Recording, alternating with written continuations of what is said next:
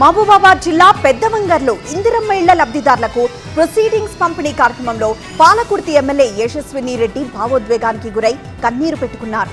లబ్ధిదారులకు మంజూరు పత్రాలనిస్తూ భావోద్వేగానికి గురై యశస్విని రెడ్డి ఇందిరమ్మ ఇళ్ల లబ్ధిదారులు ఓదార్చారు. తన చేతుల మీదుగా పేదలకు ఇళ్లు రాబోతున్నాయని ఎమ్మెల్యే యశస్విని రెడ్డి భావోద్వేగానికి గురయ్యారు. మహిళలకి ఇల్లు వస్తున్నాయంటే నిజంగా గొప్ప మన అదృష్టం.